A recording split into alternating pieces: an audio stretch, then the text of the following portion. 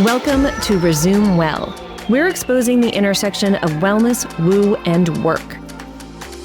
We've been told that the antidote to professional burnout is personal wellness, and sometimes that means confronting our inner skeptic and exploring the taboo anyway. This season, we're all about putting our intuition to work at work. Welcome to Resume Well. I'm so excited for this episode. I'm your host, Courtney Page, and today we are covering astrology and how that works with your career, which are two things that generally don't really go together, but we're going to look at it and we're going to figure out how they go together and how you can really optimize your own astrology for your career. And more special, we are in studio for the first time in our new studio. And we have our first in-person guest, Claire O'Reilly, who I'm very excited about. I had an amazing experience with her, and I wanted her on the show from that moment. And finally, she's here, and I'm very excited. She is an expert in birth chart everything, along with tarot. But today we're going to be focusing mainly on your birth chart and what it is, how you can look at your birth chart and optimize that for your career, and really just cut through a lot of bullshit that people have surrounding their preconceived notions and maybe biases towards astrology and all of that. So without further ado, because Claire has an encyclopedic knowledge of, that's not even a word. She knows so much about it. So I don't want to take up too much of her time, but I want us to get in it. So welcome, Claire. Thank you for having me. Yeah. I'm so excited. So, okay. What is astrology? Let's just start with the very basics, because I think, and we were talking a little bit about this, but I think most people know their zodiac sign, and that's kind of like a hook or a tap out moment, right? So what is astrology? Is it a religion? Is it a philosophy? Is it just made up, or what is it? Astrology is simply the mapping of the night sky. So the movement of the stars in relation to basically events that happen here on the planet. So over many thousands of years, there have been so many schools of astrology all over the world in all different cultures that all look at the movement of the stars and maybe relate to the stories of the constellations differently, but they all relate to the movement of the celestial bodies in the night sky back to what's happening here on Earth. And over tens of thousands of years, there have been repeated events or similar themes that seem to kind of happen over and over in different fashions, in different ways. And this is what we know as astrology now. So astrology originated as a way of basically mapping out where was the best place to plant your crops, back in Mesopotamia. And long story short, there have been many evolutions of astrology, and it has gotten so deep and focused on humanity and on the individual rather than events or places to plant your crops, that now we use it as a tool for introspection, for insight, and then even for things like career. Yeah, right. So I guess is it a religion?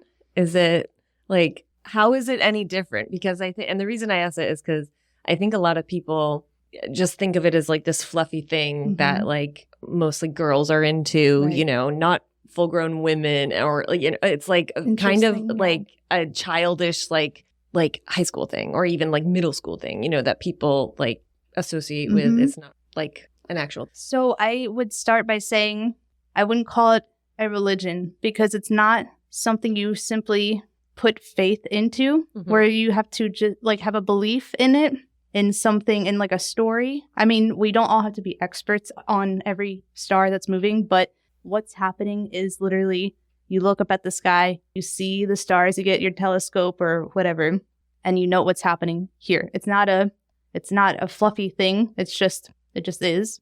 And so for that reason, I would call it a science over a religion. So how each school interprets what's happening versus, in the sky versus in person, that's different, but it's a science more than a religion or even a spirituality. Versus something like tarot, which maybe has more intuitive, it's more feeling based. Astrology just is. And there can be intuitive qualities to it, but you're just taking the knowledge of what's happening in the sky versus here and now and calling it a science. Okay. But in addition to that, it's interesting because astrology was actually so male dominant for so long. Like astrology, like I was saying, it was sort of a way to map out where to plant your crops. And then it became this method of like, say in medieval times, first of all, every doctor was an astrologist. So before we had any real knowledge of how the body worked, we used astrology, Aries down to Pisces through the feet. No way. Yes. So you would practice certain procedures based on where the moon was in the sky and the phase and the signs. And there would be the right time to do certain procedures. And other times they would say, no, the moon's not right. So very male dominant. It was also used, as a way to basically support, like royalty. And it was, this method of gaining and giving insight to people in power. So you would like have your astrologist who was like your guy on the inside. And he was like, listen, I did the work. I mapped it out. And like, don't send your troops over there, send them over here. Or, like welcome in this country over here, So astrology has always been this sort of like male dominant thing. So it's so funny because now it's got this fluffy reputation. And it's so like this newspaper, like, I'm an Aries, so like I'm angry, but I'm also not angry. And it's like, well, okay, like that doesn't help anybody. That could be true for anybody. So it could be anybody. Yeah. And so it's so natural for anybody, like men or women or whatever culture, to just kind of like laugh at it and be like, sure, okay, whatever. Yeah. But the truth is, like,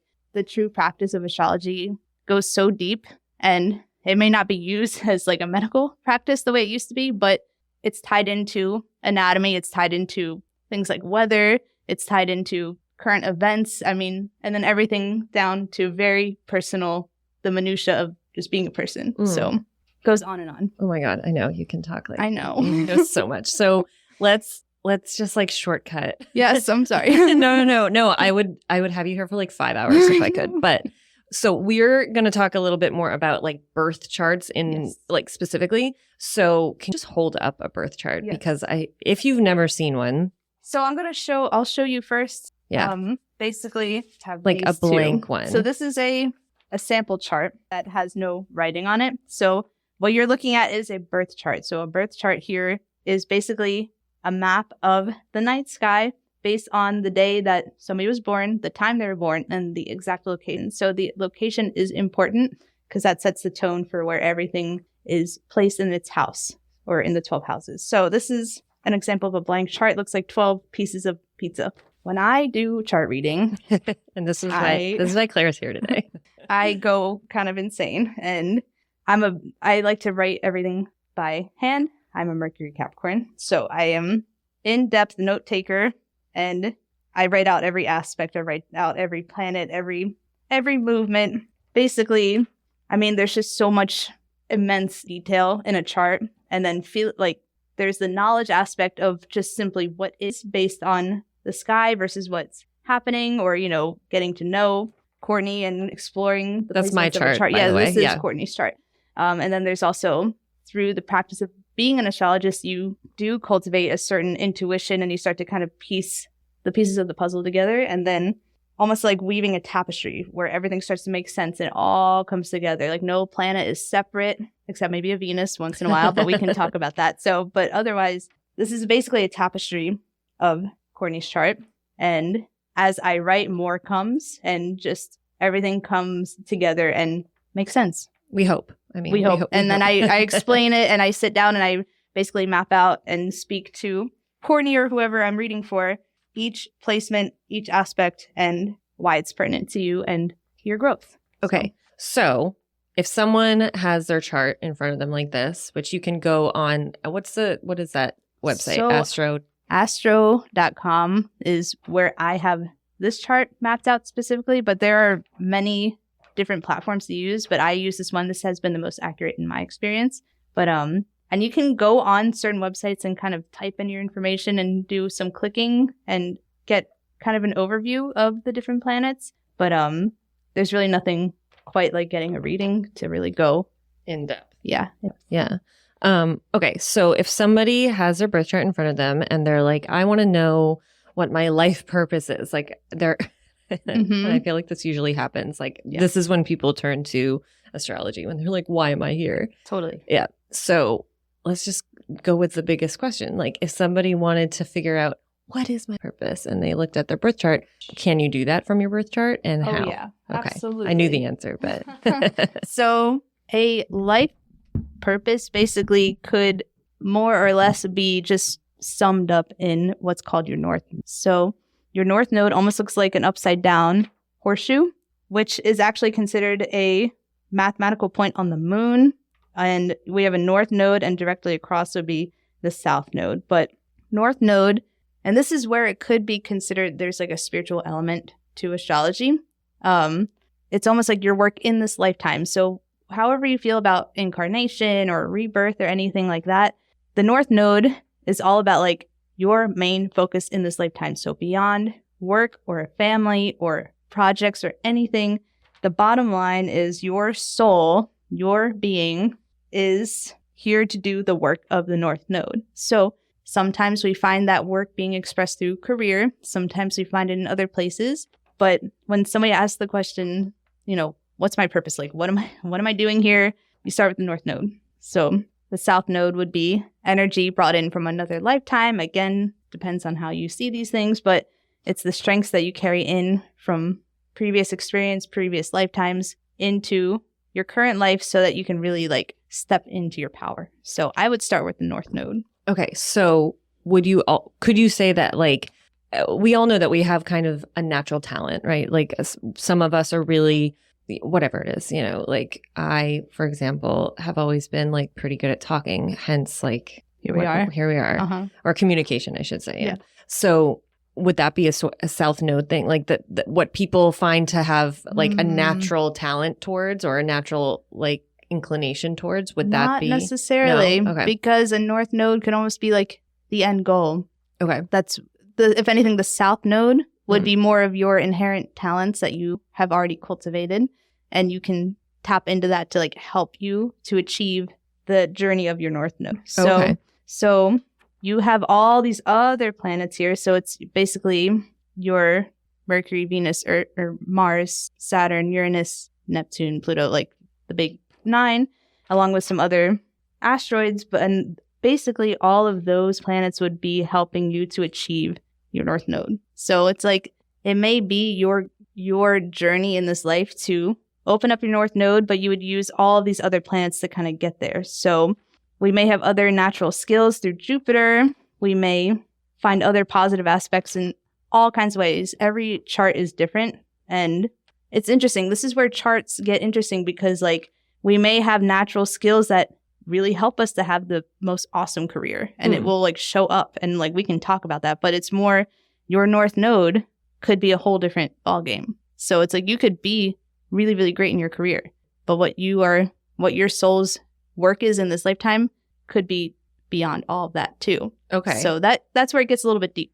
Okay, so why don't we take my chart as an example, because I actually just really wanted Claire here for more chart reading. Yeah. Yeah. Gotcha. So my north node is in your north node, Aries, right? Yes, it is. Okay, so is that like in a house? Yes. So does that matter? No, that absolutely matters. Okay. So basically, Courtney, your north node is in Aries. Your north node is also in the 9th house, which is the house of being a student. So actually, the 9th house is ruled by Sagittarius. So we could also look at Sagittarius placements and kind of see where you would find the most like strength and support in opening your north node by going into Sagittarius, which is where your children are. And that's why. Oh, right. Yes. Okay. Gotcha. All the mom work. Right. But just focusing on the north node, the 9th house being this basically the house of the superconscious and like higher mind thinking. So it is the opposite essentially of the 3rd house ruled by Gemini, which is a little bit more mundane day-to-day thinking. So it's sort of like your 9-to-5 job. It's about communicating. It's about being like a school student, taking notes. And then the 9th house is like big picture, like really just like, I don't know, higher mind thinking. And so the north node, especially you being this communicator and you being in this like expansive thinking instead of just sort of like going with emotions, like you're really trying to like push the envelope and like go deeper, go bigger. And that is all north node, 9th house, Aries. Aries is the very beginning of the solar calendar. So end of March, early April. Mm-hmm. So this is like the new year in astrology. So Aries actually rules the head and the mind. Okay. So when we were makes- talking about like the anatomy and doctors using the anatomy, Aries is all about the head. So you using your head and being cerebral to really expand and like go deeper into your ideas is a natural fit for you. And it's Okay. also for sure this cardinal energy. So we haven't really talked about it yet, but there's cardinal fixed mutable energy, and a cardinal sign like Aries is a self-starter. It's the beginning. It's like these self-motivated boss energy kind of people where you use your North Node energy to carve out your own path. It's not about waiting to be invited. You do it. So that would be sort of a short summation of your North Node. Okay.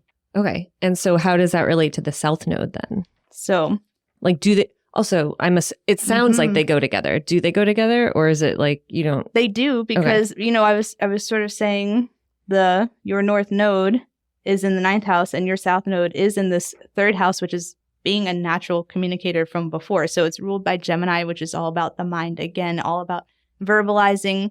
Mercury. So we can like look at Mercury in your chart. We can look at all these different planets to kind of see just how this energy is expressed. But your South Node being in the 3rd house, which is actually in Libra, which is an air sign. It's more about fairness, balance, equality, and it's kind and sweet, but it's also just like it will always do the right thing. Libra always do the right thing, but they do always do the right thing. My husband's Libra. Yeah, Isn't he a lawyer? Yeah. So there you go. It's probably his North Node somewhere in there too. So the South Node here for you makes sense that you probably have something in aspect to his Libra signs, but that's a conversation for another time. But the whole thing with your South Node being here means that this whole communication business is not new. It's not like this is your first lifetime or go around in learning how to talk to people or like use your mind. Okay. You're clearly very good at it. You've been doing this. I'm sure you were doing it as a child and right off the bat. But according to how I practice astrology, you brought in this energy from other lifetimes, from other influences. And so now you get to go from more of a mundane understanding, that 3rd house energy, the lower mind, into shifting into a higher mind. So it's like you have the base understanding of how to communicate through this Gemini energy, Libra, moving into your Aries in the 9th house. So basically you're leveling up. Your thinking, your way of understanding and connecting has just gone to another level. Okay. So it's and this is, I think this is where I get confused. I don't know if anybody else is. So when I'm looking at it and it says that it's in the 3rd house, which is Gemini, but then you also said Libra. So it's ruled by Gemini. So if we were to look at a natural chart, your rising, and this is a lot of information. So if we're, this is like we're getting in it. It can get very deep very quickly. So a chart in astrology a natural chart starts at Aries because that's the beginning, that's the head, and it ends in Pisces down through the feet. So a natural chart, your ascendant would be ruled by Aries, and say your ascendant, which is basically the mask or the face you show the world, is Leo. So your Leo is like kind of the face you show everybody. While it's interesting enough that Aries, you're finding it over here in this like expansive consciousness. So it's almost like your face through Leo, which is a little bit more of the showmanship and that like the regality, kind of aspected through Aries here, which is in your 9th house, which is all about the higher mind. So it makes a lot of sense that like your outward persona and the face you show the world has a higher mind quality to it. So really the truth is with astrology, it's like there's a natural home base for each sign. That's sort of where it's at home. And that's the first thing to really take away. Well, like a blank neutral chart. And then beyond that, the aspects change, the houses change. And so you see a chart where everything's kind of rotated like a clock. And then that's where you'll see like Leo rising. You'll see, What is yours? So I'm a Leo rising as well. Oh yeah, we both are, and you're Aquarius. So what are your North and South nodes? My North node. Let's get to know Claire. Oh, here's my map actually. So if you're open to it. Oh yeah. I mean, I don't really look at my chart that much, to be honest. So I have a North node in Capricorn. So I have about 1, 2, 3, 4, 5, 6, 7, 8, 9, 10 placements in Capricorn. Is that normal? No. Okay. Oh my gosh. It's like so tiny on the text. What does that mean? So this is the 6th house, and what does that mean? the house of service and of health and of like basically being in a role of serving others. Okay. And it's also about like routine, and it is like very health conscious, and like it's part of my work, you know, through yoga, through tarot, astrology, and like just mindfulness practices, meditation, that this would be a natural fit, and to have routine with it along with Capricorn. So my North Node is nice and supported here for the work that like I'm supposed to be doing. Like I have all this energy here that's supporting that. And then my South Node would be more in Pisces, which is more feeling and intuitive. So to bring it together with the work I do now, because like Pisces is not so logical, it's more just intuitive feeling based. Yeah. So to bring that into a more concrete Capricorn, which is an earth signs energy, it's very supportive. It's like for a me. nice balance, right? Yeah, it is. Yeah. And so yeah, my North Node is Capricorn, and like most of my chart is in Capricorn. So okay, so I know just from my own like going down rabbit holes and from our chart reading then, where you kind of explained it to me, where you did explain it to me, and I was like, oh my God, this is a lot of information. So much, I know. But so when you have like 3 planets or more in a house, that's called a stellium? Yes. Okay. What is that called? Just like a major explosion. Yeah, an explosion. So basically it's not just that they're all in the same house, 3 or more, it's that they're in conjunction. So a conjunction means you're within 5 degrees of the next planet. So a conjunction would be considered the most like almost intense, you know, aspects in astrology, because it means like those planets have like combined forces and are one. So everything in my Capricorn has just like melded into one giant planet. God, that's so crazy. And there's some like, you know, asteroids in there. But regardless, I would just say North Node is important for a career. And then every other planet can help you, or I'm sorry, it's for career, it's for life purpose. But as far as career specifically goes, an important thing to consider would also be what's called your midheaven. So the midheaven. So midheaven is basically the highest point in the sky. So like if you looked up at the sky right now, that would be the midheaven. Okay. And the midheaven is essentially the face. I mean, it's different than ascendant, which is a mask. The midheaven is more of like basically your outward appearance, your reputation, your ambition. So it's like if you really want to like, if you're truly like looking to pursue a career, or you're in a career and you want to like take it deeper, or you want to like maximize, or like whatever, your midheaven would really be the thing to expand on between your 9th and 10th house. So is that where it always is, or is that just where? Okay. So, I mean, sometimes it may kind of dip into just the 10th house, but usually it's sort of the marker between the 10th, but it's always just the highest point in the sky. So if you want to like really tap into your ambition and your drive and your like momentum, and we are a world where career is a way to do that, because we want to support ourselves and have stable finances, and also do what like comes naturally and is awesome, and we love it, and we like, it's not a job, it's like a joy to do it, you know. I love that. You know, look at you coming up with sound bites. Oh my God. It's not a job, it's joy. I love that. Okay. And that's what it should be. It's like there's a grind culture out there, and we're just like hustling, and people, you know, we're burnt out and we're just deprived. And if we learn how to do the self-care, which is shown in your chart, which is something you do at home and you do it for yourself, then you can like super tap in to your career. Okay. So midheaven would be the way to like really get to know the highest expression of yourself. And like, are you more of a leader? Are you more of a supporter? Are you more, you know, it's like there are so many ways. Go into that more. So wait, what am I? Well, so mine is what? Taurus? Your midheaven is Taurus. So it's interesting because there's so much. So it's like your North Node is Aries. So that, like I said, like that's like your number one. When people are like, what's my life's purpose? Like North Node. So North Node being in Aries makes you that like natural leader and like initiator. Taurus almost has more of like a supportive energy. So it's like you have this natural leadership energy coming through your North Node. At the same time, you actually work well with like community and like collaborating. You have fixed energy for your Taurus. So that's that earthy, more feminine energy, and it's more grounding. And then that's kind of where like the mom energy starts to There's come like a into lot play. of mom stuff in my. She has a lot of mom, Some mom karma work here. And if you know me, you know. yeah. And our charts will show us a lot about our families too. So like, this is what I mean. Like there's just beyond career, basically anything you want to know about yourself, your chart will tell you. Yeah. So if someone is looking for career advice as opposed to life purpose advice, they would look to their midheaven. Mm-hmm. So let's say for me, okay, like if I'm looking for, like, I know what I want to do, but what would looking at my midheaven like tell me today, So your midheaven for you specifically, it's like we have this Taurus energy, which is, like I said, it's a little more grounding. It's softer. It's more supportive through community and collaboration. And it's not that you need somebody to hold your hand and take you anywhere, but working together instead of sort of like going off on your own or like being independent, which is cool. Like that's fine for some people, but for you, you're more of a collaborator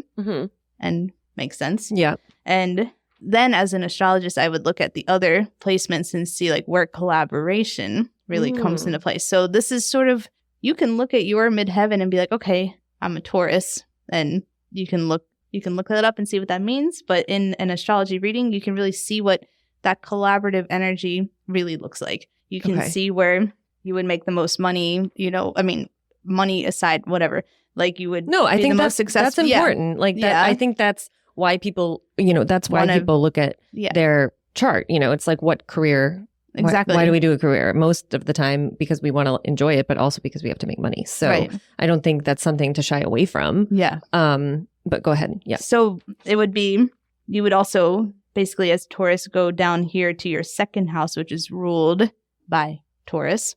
You have this nice Virgo energy, which is again, almost like this, it has this like natural caretaker, like health and wellness kind of quality to it. And Virgo has this reputation for being like very detail oriented and very like particular, but also can be very just healing and kind and loving when it's softer. Okay. But second house would be about finances. It's about like how to support yourself, how to get started, and basically like being almost using like the more detailed part of your mind to like really get started and learning how to collaborate through your Taurus. It's like you would do well in collaboration, in working with community, but also like using like this very focused, like nuanced mind of yours to really find success financially. Okay. So that would be an example of like how to look at a chart and see where your career could really be like built and where your skills would be strong, and then how to expand on it financially. Okay. So like working with people, but utilizing like the detail and nuance, like when I get like it, like going down a rabbit hole for something, something like very, very specific, like a niche, but using it within a certain community.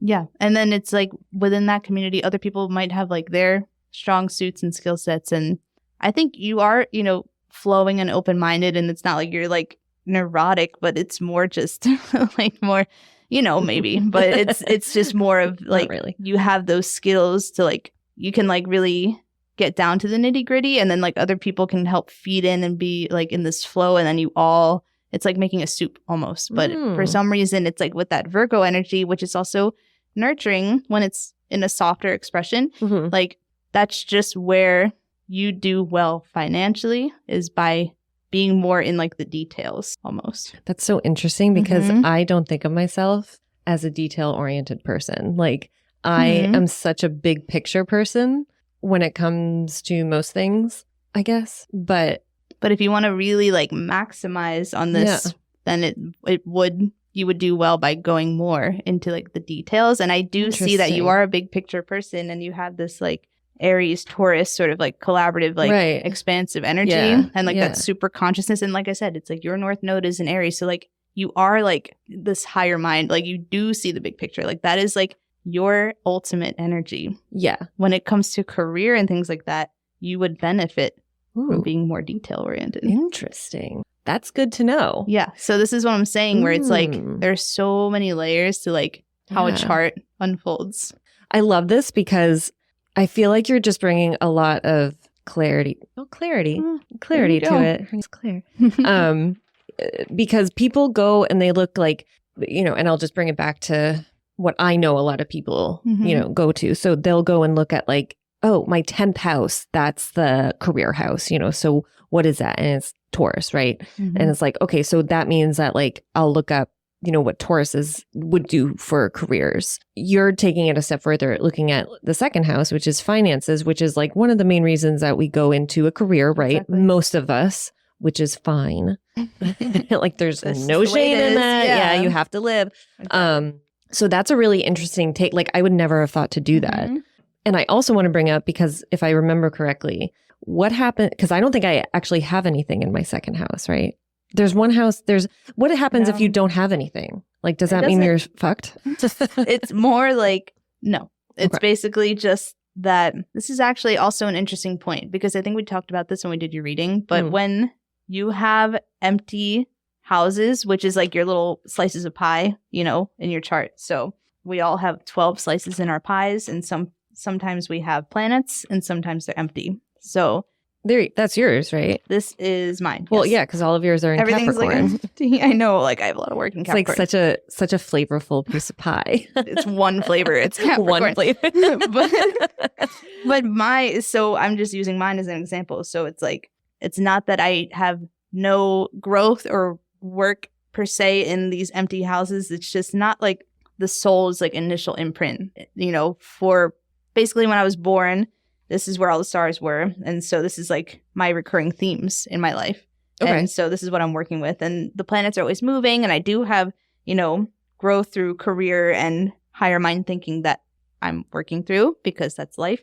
But most of my work is just in being of service. So for you to have an empty second house, it's almost like the financial side of things. It doesn't have to be this like big thing to work through. It's just like if you wanted to level up, you would just want to tap into Virgo energy. Okay. So it's not that it's like this big hole that it's like, oh, you gotta like figure it out. It's more like, oh, you want to level up? This is how you do it. Okay. Yeah. So because I think a lot of people also, in my conversations with people at least, they're like, especially when it comes to money or love, right? Because those are the big ones. Right. It's like, oh my God, this house is empty. Does that mean like I'm just like screwed and I'm never going to like fall in love, or I'm never going to make money? Like, and I think that's a legitimate, reaction. Totally. But you're softening the blow. It's just, it's more just like, it's not some big like thing to worry about. Nothing is anything to actually worry about, And it's actually really funny that you're saying this, because so I do recruiting, right? And so I've worked with a lot of people, interviewed a lot of people for different jobs and whatnot. And I've just had a fascination with careers in general, which we'll get to. But what I was going to say is that recruiting there's a lot of sales that comes with recruiting. There are a lot of transferable skills there, and same skills, And a lot of people in sales are generally like motivated by money, which is great. And that usually makes a pretty good salesperson, And one of the things I've always been hung up on is like, I am not, and I'm not saying that in some, like pious way. Right. It's like actually a problem, it's been a problem for me, where I'm like, I'm just not motivated by money. Right. I'm more motivated by doing something that I enjoy. So I love that, that especially now with my kids, like if I'm not going to be around them, it has to be completely worth it. It has to be soul, inspiring, like fire igniting, all of that. It can't just be for, money, which for other people, like for instance, my husband, he's like, that is the point. And there's a lot that goes into that too. And it's not a bad thing so long as I know if I do need to, fill a bank account, like I can tap into those Virgo things. So that would be the way that you would do that, cool. But you don't have that like fundamental, like either like, I don't want to call it a wound, but like it's not something you have to like work through. So maybe when it comes to truly like leveling up and, if you wanted to step it up, as something more lucrative, what you're doing, then it's like you would have to almost like learn the ways of Virgo to really like step that up. But it's not this like imperative thing in your chart. But for some people it is. And to each their own. You are a higher mind. See? Higher mind. Higher mind. Enlightening. No, you can see me. So, That's so crazy. Like, So can people look at their chart and find out what does motivate them? the first place I always look at in any chart is Mercury. Oh, so okay. Mercury Why? is this amazing, it's a lower mind planet. So we're talking about like third house Gemini. Mercury is all about the mind. So we talk about like Mercury retrogrades and all these things. Oh, we're going to talk about Mercury. So Mercury is the planet that rules the actual like mundane mind.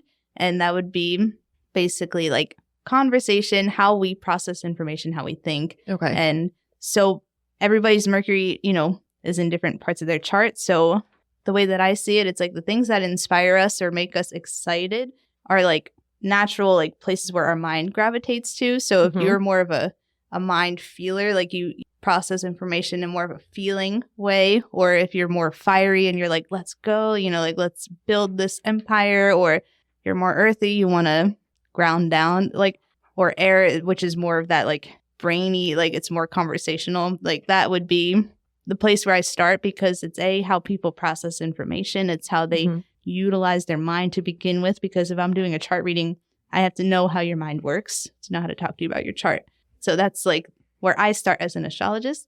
But then when it comes to like finding inspiration, some people are more physically inspired. Some people want to use their bodies. You would use athletes. I mean, like, right? Exactly. You might not be like thinking a whole lot when you're maybe I don't want to say that, but it's it's like that's where they find flow, right? So physical body. Yeah. So that would be more Mars energy. So that's action. That's just more doing. You have a planet like Venus, which is more feeling, like just fundamentally, it's like it could be art, it can be sex, it can be food, it can be like all these things. And that sounds good. I like that one. So it's just I don't think which one was it, Venus? Yeah. No, I think it's interesting because like what inspires us and what maybe where we would thrive naturally according to our chart just kind of depends on, how we like to process in the mind. So you would look at Mercury, you would look at Mars, which is that action planet. Like, how do you like to do? How do you like to actually go? And Venus is more about like what's pleasurable, what's playful. Okay. And like careers should be enjoyable. Yes. And we want to be, lucrative and successful and have our needs met, but also enjoy it.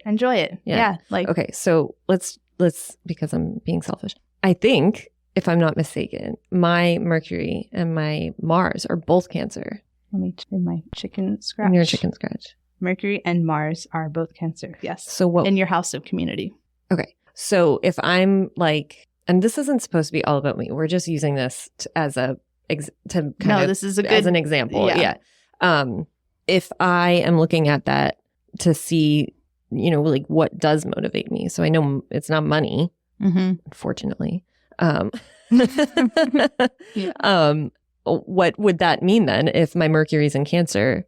Like, so this is interesting because like, again, I always bring it back to this North Node because that's like the end goal for your chart. So it's like your higher mind person. Your chart's going to show you how to be a higher mind person. Right. So Cancer rules the heart space. So it's interesting because like in order for you to achieve your higher mind, it's like using this brain space to drop in to the heart and go more into a place of feeling and intuition. We were talking about like your intuitive qualities, and Cancers and water signs are very, very deep. So it's like you may have a more like mind, almost like air, where it's like you're more like focused on a mind, level, but truly like your highest expression of your mind and conversation, and like to really evolve and to level up either through career or through just like your soul or however you look at it, would be through going into Cancer. So that's this like nurturing, loving place, which comes back to yes. So. And my daughter is a Cancer. Well, I know. Yeah. Together, and then you have your Mars. And my stepmom is a Cancer too, and my mother-in-law's a Cancer. Yeah, so we're bringing all the mom, the mother line through. So it's Mercury and then Mars, which is this planet of action, which is very close to your Mercury. So when two planets are together, they almost blend into one. Oh, so right. It's like this doing along with your mind being in Cancer. So it's like there's so much leveling up for you through your North Node and Aries, but in the day, it's like stepping into that nurturing place and that and in your 11th house, which is all about connecting through community, but also it's just this sort of like loving, nurturing, maternal quality that comes through in your. But it's like there's just so many like aspects. As you can see, there's like so I many know, it gets dimensions to so everything. crazy. Yeah. Oh my God. Yeah. Okay. So That's so cool. that would be an example of you being this like self-starting entrepreneur, business owner. You're creating this like amazing, space through focusing on careers and like helping people to level up basically. And you could really step more into that too. Like you got this like Virgo, like you got to get more detailed, but it's also career and everything aside. It's like your Mercury is best expressed in this place of being nurturing and loving. And a big part of your work is being a mom. And the rest of her chart really exemplifies that. And as you can probably tell by now, there's a lot that goes into that. But these ruling qualities of Courtney's mind are basically, best expressed through this nurturing energy of Cancer. But it's all in the spirit of leveling up in her North Node. Yeah. So, but with everything regarding career, it's like, I think it's important to kind of note that with a career, like astrology is so much older than careers. Yeah. So we were talking. Yeah. So So that's an important point. Exactly. So it's like career is almost like this new word and it's something that's been adopted into astrology. And we use things like, even things like money is like, it wasn't quite the same, however, tens of thousands of years ago. But these are modern adaptations of the culture we live in and our way of relating to life and healing that are pertinent now. But with a career, it's like basically what is the highest expression of yourself that's the most sustainable? And that's kind of what we're working on. Whoa. That's a really good way to frame what a career is. Yeah. Can you say that again? If I can remember. So the highest sustainable. Way, it's like the highest way of expressing yourself that's the most sustainable. That's good. So yeah, that's what. And that's why people get burnt out because they're like, not sustainable. Yeah. And that's what people say. They're like, that's literally what they say. Mm-hmm. And it's like, that's interesting. So if you want to, in a career aspect, learn how to support yourself in this, like in the most, ideally the most enjoyable way, mm-hmm. where it's like you enjoy what you do. But when we enjoy something, it's sustainable. It's like if we don't like it, right, that's where the burnout is. Or if we overdo it and we're not balancing with self-care, even if we love it, we might still burn out. Mm-hmm. But when we find something that's, supportive, we enjoy it, we want to continue to invest our energy into it because it's considered, it could be like our dharma, which is basically our life purpose too. Like in this culture, we make a living, we want to support ourselves and we want to live comfortably. Yes. And so your chart will show you how to do that. Mm-hmm. It will show you how to find the greatest success, in growing your finances, in finding a life path, a career path that you really enjoy and you want to invest in it and do it for a long time. Yeah.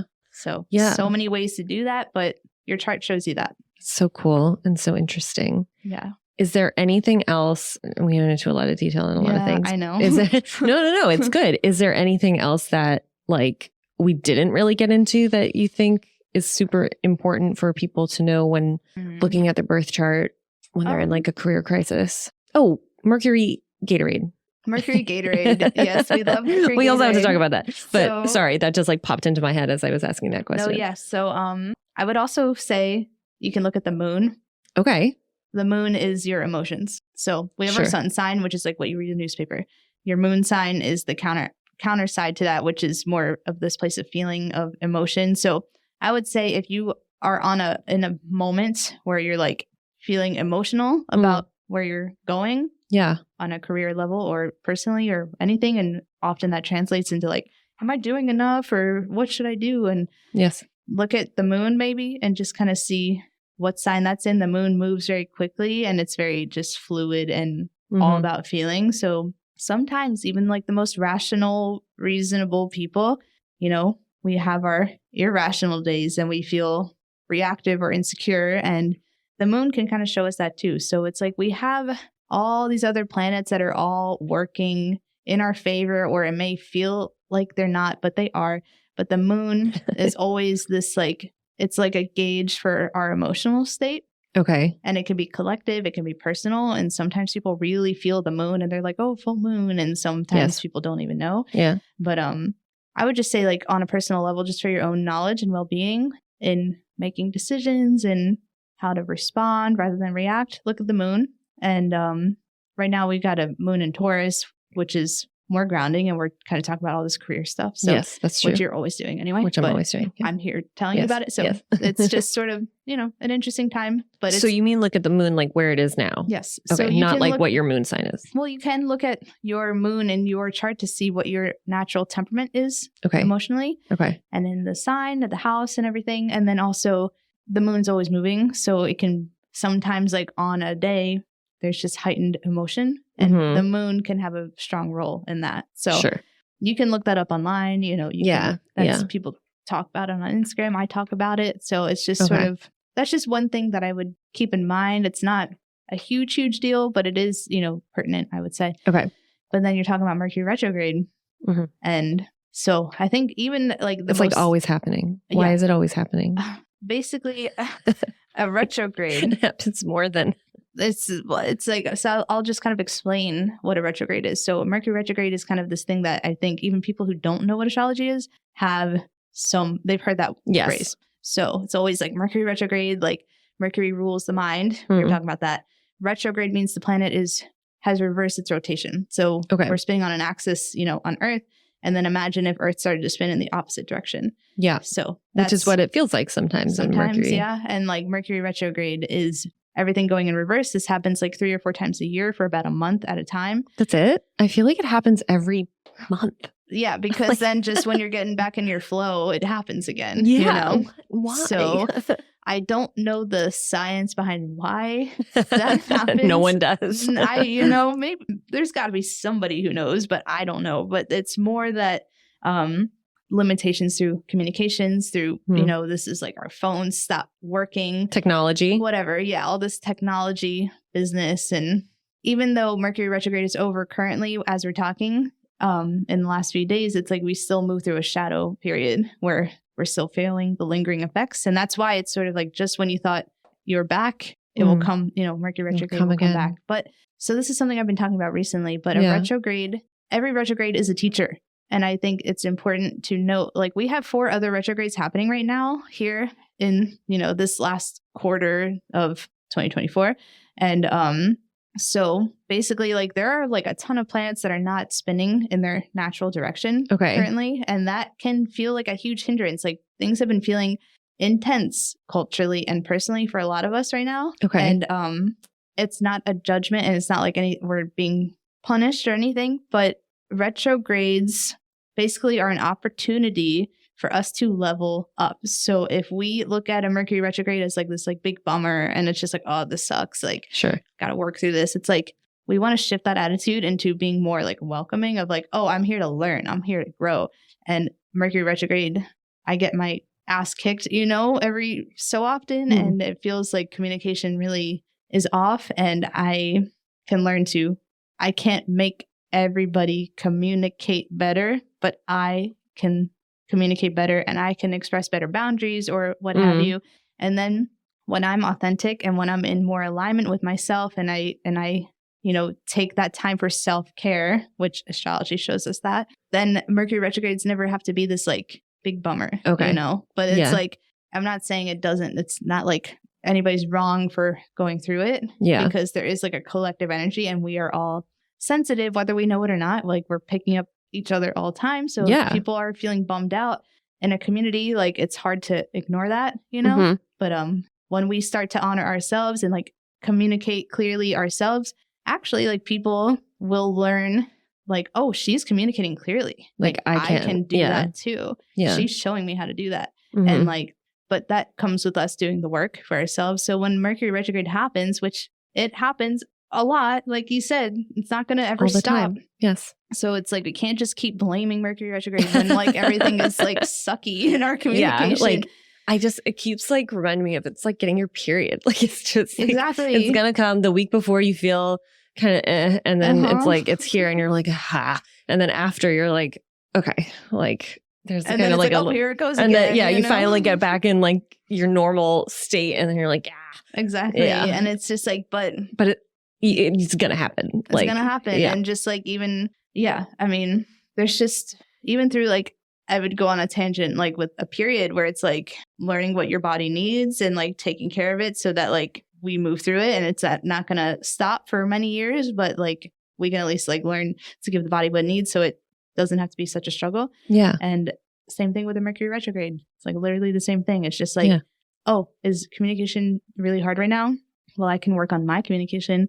And if I am having a hard time communicating with others or whatever, it's like, take a break. Yeah. Take a walk. Exactly. Yeah. Or like use a different mode of communication. Like maybe it's not time for like a Zoom. Maybe it's just an email, you know, or maybe it is time for a Zoom because you're writing like that mode of communication.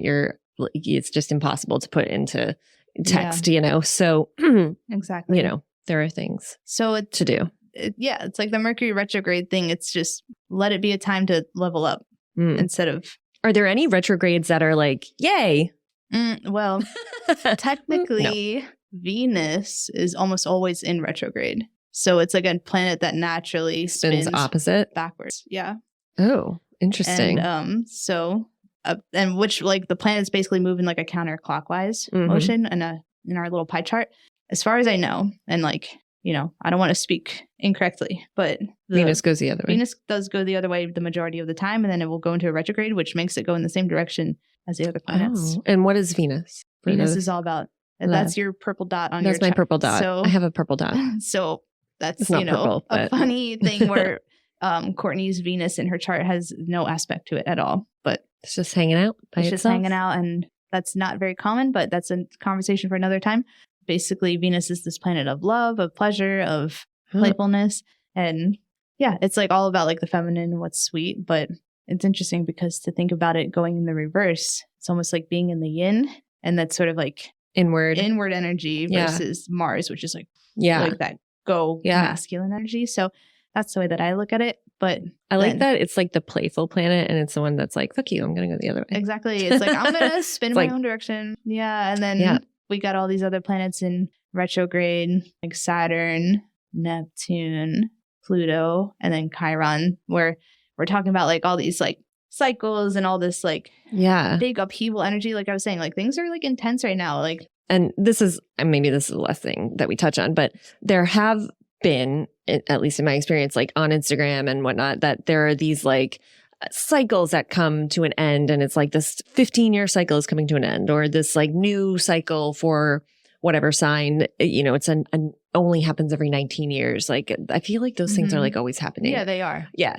So, but they're always like a big deal. I think they can be, and I guess I maybe just look at it a little bit differently, where it's just more like the planets are shifting and transitioning into a new sign, and there's aspects that are not the most common, where it's like, oh, these two planets are talking and they haven't been in aspect in 40 years, and it's that could be a big deal. But it's also just like, I don't know, it's just something to flow with. And I just think that like when we look at a chart reading, like there are slower moving planets that just like take their time and they just stay in a sign for a long time, and those are outer planets, and those are more karmic teachers. And then we have the faster moving planets, which are more the mundane day-to-day movements. So when you see these like 15-year cycles happening, it's like these are usually slower moving planets that are finally making some movement. So it's like we got like Pluto that has been literally dancing back and forth between Aquarius and Capricorn for like, I don't even know how long, like years, I think at this point. And it's just like, Pluto is this planet of transformation, and right now it's just like dancing back and forth like ping pong, and it's all like we're all affected by all these planets. So even if you're not a Capricorn, or if you're a Pisces, or like whatever you are, it's like if you have an empty house in your chart, if you are a certain sun sign but you're not this other sign, it's like we're all affected by all the planets, we're all affected by all the signs, and just because something's empty in your chart doesn't mean you're not affected. And I just think like your Virgo being empty doesn't mean you can't use that energy. Right. So that's really the whole point. It's like knowing the archetypes of the astrology, and through career, you can really, truly, honestly, like step up into like the highest expression of yourself, and just know that like at the end of the day, whatever career you choose to do, let it be in alignment with the highest expression of you through your North Node. That was a good ending. That's a really good way to end it. I love that. Yeah. Okay. Thank you. Thank you for this very in-depth and like, I know we got deep kind of quick. Yeah. So. We warned. But if you want to reach out to Claire and have your own personal reading, which I very highly recommend. She already did one for me and I'm still you can reach out to her where? On Instagram? On Instagram, yeah. So it's Clarity Life. So it's CLAIRITY. It has an extra I. I also do tarot readings. I'm a yoga teacher and I teach mindfulness and meditation. So yeah, Instagram is the best place. So reach out to her on Instagram and subscribe, follow, and as always, share this with anybody you think would benefit from it. And thank you for, if you watched this far, you should definitely just get a reading with her because you're into it. So anyway, thank you so much. And we'll see you next time on Resume Well. Thank you for joining me on this episode of Resume Well, where we explore the intersection of wellness, woo, and work. If you enjoyed today's episode, please subscribe, leave a review, and share it with your friends, family, and coworkers. Remember to follow us on Instagram at Courtney Austin Page and on LinkedIn either at Courtney Page or at Resume Recruiting and Development.